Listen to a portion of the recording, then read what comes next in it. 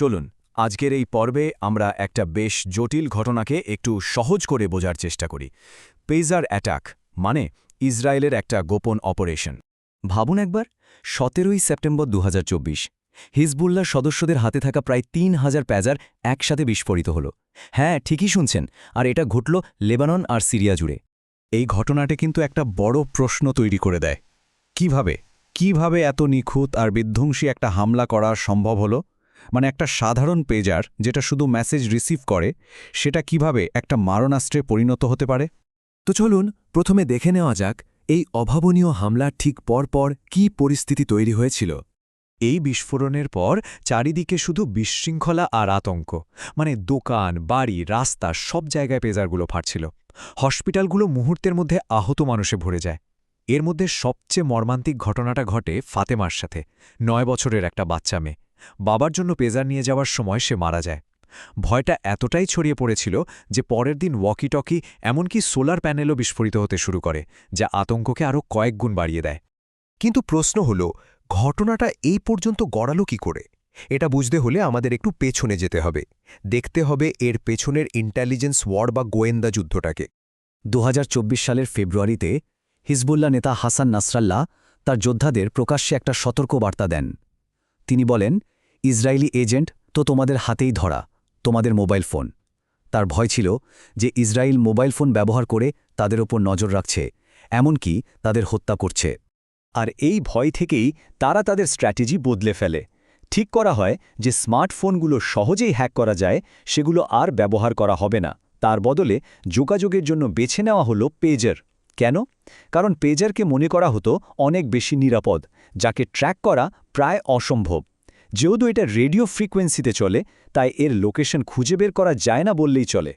এখন হিজবুল্লার এই পদক্ষেপের জবাবে ইসরায়েল কিন্তু সরাসরি কোনো সামরিক হামলা চালায়নি, বরং তারা পরিকল্পনা করে একটা অত্যন্ত জটিল আর দীর্ঘমেয়াদী গোপন অপারেশনের।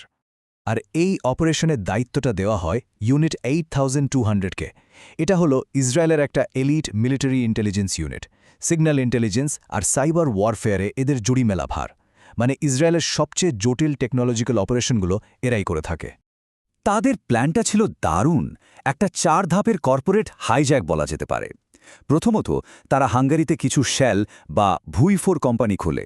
এরপর বিশ্বাসযোগ্যতা অর্জনের জন্য তাইওয়ানের একটা নামকরা পেজার কোম্পানি গোল্ড অ্যাপোলোর সাথে একটা ব্র্যান্ডিং ডিল করে। তৃতীয় ধাপে গোল্ড অ্যাপোলোর নামেই হাজার হাজার পেজার তৈরি করা হয়, যেগুলোর ভেতরে বিস্ফোরক ভরা ছিল। আর সবশেষে তাদের গোপন এজেন্টরা হিজবুল্লার সাপ্লাই চেনে এমনভাবে ঢুকে পড়ে যাতে তারা ঠিক এই নকল পেজারগুলোই কেনে। চলুন এবার দেখি এই মারাত্মক ফাঁদটার পেছনের ইঞ্জিনিয়ারিংটা কতটা ভয়ঙ্কর ছিল।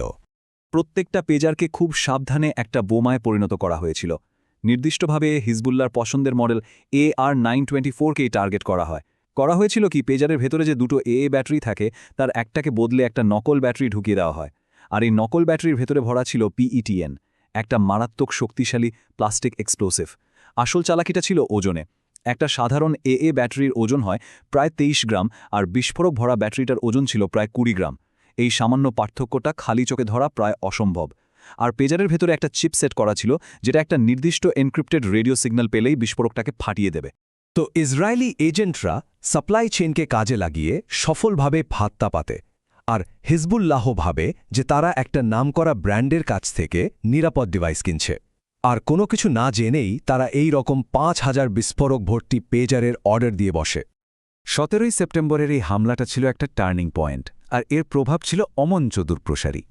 আসলে এই অপারেশনটা কিন্তু হঠাৎ করে হয়নি, এর একটা প্রেক্ষাপট আছে। ৭ই অক্টোবর ২০২৩-এ হামাসের হামলার পর থেকেই ইসরায়েলের উত্তর সীমান্তে সংঘাত বাড়ছিল। এই পেজের অ্যাটাক ছিল সেই বাড়তে থাকা সংঘাতেরই একটা অংশ। এই হামলায় প্রায় ৪০ জন মারা যায় আর আহত হয় হাজার হাজার মানুষ। এর ফলে হিজবুল্লাহর ফিল্ড কমান্ডের যে স্ট্রাকচার তা প্রায় ভেঙে পড়ে। ইসরায়েলের বড় বড় কর্মকর্তারাও পরিষ্কার বুঝিয়ে দেন যে এই হামলাটা তাদের সামরিক কৌশলে একটা বিরাট পরিবর্তন নিয়ে আসছে। যেমন ইসরায়েলের প্রতিরক্ষামন্ত্রী ইয়োভ গ্যালান্ট বলেন, যুদ্ধের একটা নতুন পর্ব শুরু হচ্ছে, আর আমরা সেটার জন্য তৈরি হচ্ছি। এই পেজার অ্যাটাক আসলে গোয়েন্দাগিরি, সাপ্লাই চেন অ্যাটাক আর সাধারণ যুদ্ধের মধ্যেকার যে লাইনটা, সেটাকে পুরোপুরি ঝাপসা করে দিয়েছে।